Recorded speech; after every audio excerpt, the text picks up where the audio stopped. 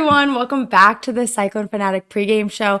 I'm your host, Leah Nelson. I hope everyone had a very Merry Christmas and a happy holidays. I'm excited to be back in the Wild Rose Casino studio. Rob Gray will be joining me in just a little bit to talk all things Iowa State and Colorado men's basketball. In case you forgot, Iowa State beat Colorado earlier this season, 99-71 at the Maui Invitational. So I'm really excited to talk about this game with Rob Gray. But before we get started, let's thank a few of our sponsors.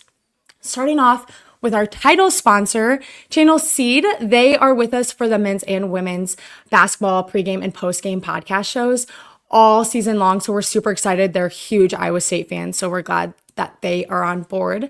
And then our friends over at Keen Project Solutions, they have been huge Cyclone fans forever, and they've been celebrating 10 years of innovation, serving ag, industrial, and commercial customers with pride.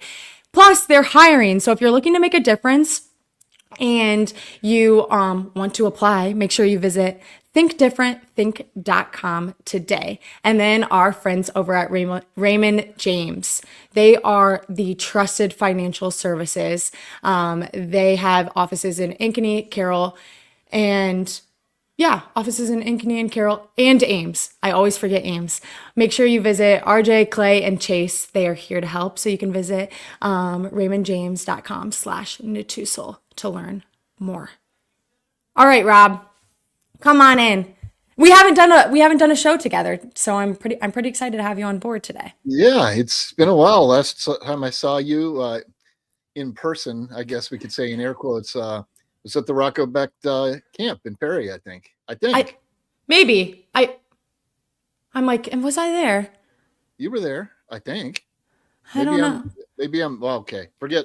I'm off to a bad start already. I'm imagining things. Maybe. No, it's okay. I get told I'm like seen all over the place, and I think it's because I just have like this very basic looking face that like looks like a lot of people.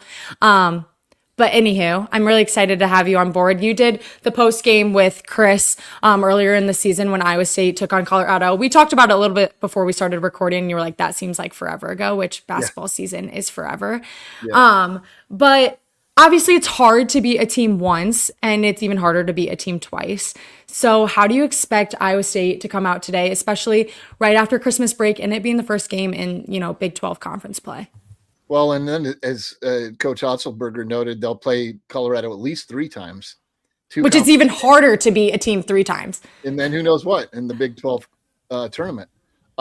So, really, really crushed Colorado the first time, obviously. A lot of live ball turnovers. It was kind of vintage Iowa State defense. Colorado's a lot tougher at home. And, they just come off a win over UConn, which no one expected, but then UConn went 0-3 in Maui. So no one expected that by 10-fold, 100-fold, millionfold beyond that. But they got a balanced scoring attack. They got a really good scorer in Julian Hammond. The third starts at about 13 points a game, shoots at 43% for 3, leads them in assists, steals. He's kind of the straw that stirs the drink, but they've just got a lot of guys that contribute offensively. And they're a strong defensive team as well. And in Boulder, they've lost 1 game in the last 1+ season. So I believe they were 16-1 last season, 8-0 this year. So they're a different team at home. I don't know if it's the fan support, a little bit of altitude, whatever it is, but they're very comfortable playing there at the CU Events Center. And Iowa State's had a road test at Iowa, but this will be another much tougher game, I think, than the 28-point win in Maui for sure.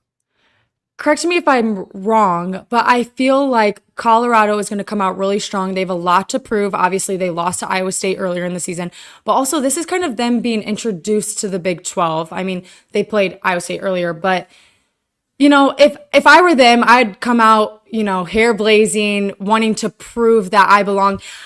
I'm not really sure. I think they were ranked 15th out of 16th in the preseason poll, and I know preseason polls are crazy. Anything can happen, but if you're Colorado, you're coming out hot. Yeah, and I mean, they've got a lot of new players. As TJ noted when he spoke to us via Zoom, I was in Orlando. Not everyone covering them was, but a lot of us were. So they've won 4 in a row since that game. Not the same type of competition you get in Maui, but he says you can see them settling in and figuring things out. And obviously with his teams, not so much this one with the intact backcourt and other guys, Momcilovic back, but the first couple teams in particular, they were still kind of feeling out how they were going to be, even on the defensive end, the first several games of the season. It feels like, at least from his perspective, Colorado's kind of figured out who they are a little bit. So, they'll be definitely more, in sync, I would think, there in Boulder. And again, tough place to play. You're right. A team that wants to come out and say, hey, we're a lot better than the big, than the people thought, just like the football team did, to be honest, despite the dud against BYU. But yeah, it's going to be a tough one. Trivia note: Sebastian Ranchik is the son of former Cyclone Martin Ranchik. So Look at that. he's one of their 4 or 5 guys that shoots 43% or better from three. So it doesn't play a ton, but they got some shooters, no doubt. So do you think, Iowa State was super successful earlier in the season against Colorado. Do you think they're going to stick to a similar game plan, or are they going to have to switch it up completely tonight? Yeah, TJ will tell us every time, and I don't know why we keep asking him, but they're going to do the same thing every time. It's going to be about focusing on them, creating live ball turnovers with pressure by pressuring the basketball, rebounding the basketball, and just working it for good shots. I mean, I can't remember if that's exactly his 3 things, but he said it so many times I should remember exactly. But they're not going to change a whole lot. Excuse me. For the opponent. Yeah, they're just going to focus on the things they do well and their habits and all that. And I think that we'll really see the focus on the live ball turnovers. Teams have kind of schemed to limit those a little bit. He mentioned that even in the Morgan State game, how impressed he was by their head coach. And I think they have a pre-existing relationship. But what they did to sort of keep that number down, lower than you would have expected, at least given how good Iowa State's been in that area ever since he took over. So I'm sure, I don't know if Iowa State will be as successful in that area, but they're certainly striving to be, and Colorado might come up with some wrinkles to try to limit that from happening. I always like to ask, who do you think is going to really step up tonight or be difference makers for the Cyclones? Yeah, I think going back to that game, Milan Momcilovic had his one of his best games. I think he had 24 points in that game, really got him off to a good start. You're always going to get Kurt Jones scoring. He's been doing really well, even at a couple off shooting nights, but he's still contributing a lot. And Keyshawn Gilbert, constant contributor on both ends. And Taman Lipsy, we know the effort he gives. The stats aren't always there, but he's going to impact the game in a positive way every single time. And the front court guys, that's what's really interesting to me, because Colorado has some maybe athletic bigs, but I don't know if they have the all-around bigs like a Joshua Jefferson, what Deshaun Jackson gives them, and the offensive rebound force of Brandon Chatfield off the bench. So I feel like Iowa State might, though, as frequently, kind of try to feed the bigs a little bit early, open up the shooters, really space the floor well, and see how that goes. But again, Colorado's going to, I could be wrong, but Colorado's going to put up a lot more of a fight, I think, in Boulder. So Cyclones might have to dig a little bit deeper, devise a few or deploy a few different little schemes to kind of make sure that they can separate, if they in fact can, on the road tonight.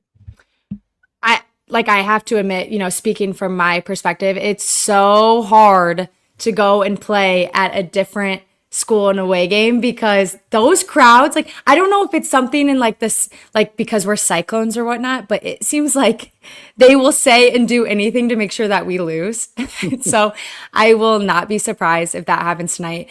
Rob, if you could, narrow it down to 3 things that Iowa State needs to be super successful on or nail down tonight to make sure that they come out with a win, what would those 3 things be?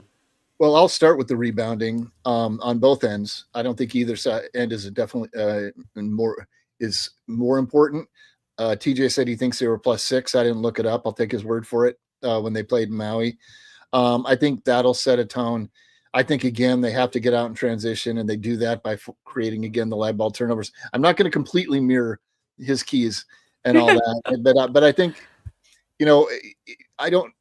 I don't think they have to scheme to stop anyone as good as Hammond is. I think they just need to play good half-court defense on top of that. So not only get Colorado sped up, get the points off turnovers, but also make it really difficult. Play that suffocating brand of defense in the half-court that the Cyclones hung their hat on under TJ too. And if they do those things, they're not going to have they might have more of a problem again than in Maui, but not too much of a problem tonight. No, I love those three things.